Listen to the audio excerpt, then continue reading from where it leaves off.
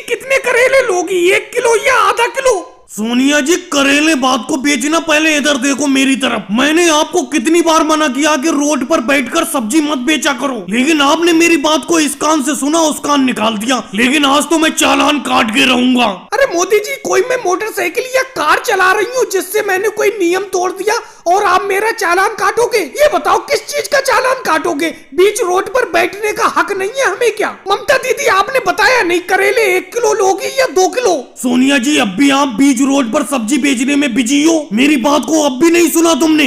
अरे मैं आपकी सब्जी का चालान काट दूंगा, जिसके बाद आप कभी सब्जी नहीं बेच पाऊंगी। सोनिया जी मुझे 1 किलो करेले दो, मैं तो भागूं यहाँ से, मैं पुलिस के चक्कर में नहीं पड़ूंगी। ममता दीदी तुम्हें मैं कुछ नहीं कहूंगा, तुम तो सब्जी खरीद रही हो। दिक्कत तो मुझे सोनिया जी से है जो बीच रोड पर सब्जी बेच रही हैं। सोनिया जी आप समझ नहीं रही हैं, अगर कोई ट्रैफिक तेज रफ्तार में आ गया तो तुम्हें भी दिक्कत होगी और हमें भी दिक्कत होगी, और अगर जाम लग गया यहाँ पर तो और ज्यादा दिक्कत होगी। तुम तो बीच रोड पर बैठी हो, थोड़ा साइड से बेचकर सब्जी को बेच लो। देखो मोदी जी, बीच रोड पर मैं सब्जी जब भी बेचती हूँ तो मेरी सब्जी जरा सी देर में बिक जाती है, जबकि मैं रोड पर साइड में बैठकर सब्जी बेचती हूँ, कोई सब्जी लेता ही नहीं है। आपको मेरी सब्जी का चालान काटना है तो काट दो, लेकिन मैं यहाँ बीच रोड से नहीं उठूंगी। और बहन मायावती जी, आपने तो बैंगन ले लिया, आप कैसी बैठी पड़ी हो, जाओ घर। बड़ी जान आपत में लगता है सोनिया जी मुझे लेडीज पुलिस को बुलाना पड़ेगा, वही तुम्हें इस रोड से हटाएगी। ये कोई हरकत है बीच रोड पर आप करेले बेच रही हो? अखिलेश तुम सही वक्त पर आ गए, तुम ही बताओ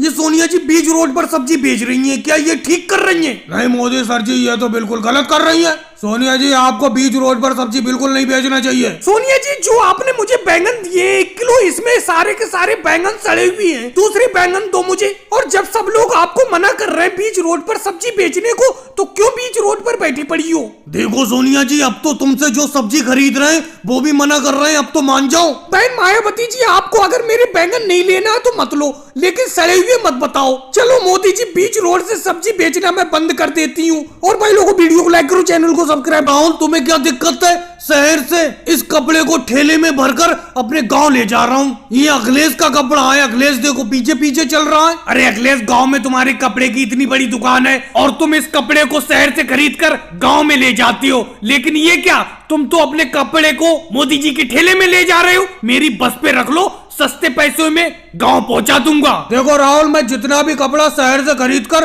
गाँव में बेचने के लिए ले जाता हूँ, वो सारा का सारा कपड़ा मोदी जी के ठेले पर ले जाता हूँ। तुम्हारी बस तो कभी मिलती है कभी नहीं मिलती है, लेकिन मोदी जी हमेशा अपना ठेला लिए हुए मिलते हैं, इसीलिए मैं कपड़ा इन्हीं के ठेले पर ले जाता हूँ। वही तो कह रहा हूँ अखिलेश, तुम्हें इस कपड़े से भरे हुए ठेले के पीछे पीछे चलना पड़ रहा है। अगर तुम इस कपड़े को मेरी बस पर रख दोगे तो बस पर भी बैठ जाओगे आराम से, और तुमसे भाड़ा भी कम लूंगा इस कपड़े का। राहुल तुम कितनी भी कोशिश कर लो, अखिलेश इस कपड़े को मेरे ही ठेले पर ले जाएगा, तुम्हारी बातों में बिल्कुल नहीं आएगा। पहले अपनी बस की हालत देखो, जगह जगह तुम्हारी बस खराब होती रहती है, इतनी पुरानी बस है। मैं तो इस कपड़े से भरे हुए ठेले को कछुए की रफ्तार से लेकर हमेशा चलता ही रहता हूँ, रुकता थोड़ी हूँ, मेरा ठेला भी नया है। सही कह रहे हो भाई साहब, अभी ये बस रास्ते में खराब हो गई थी, 1 घंटे में सही हुई है, फिर ये चली है। देखा राहुल, तुम्हारी बस में बैठे यात्री खुद बता रहे हैं कि ये बस खराब हो गई थी। भाई साहब ये पुरानी बस है, इसमें मत बैठना, ये जगह जगह खराब होती रहती है।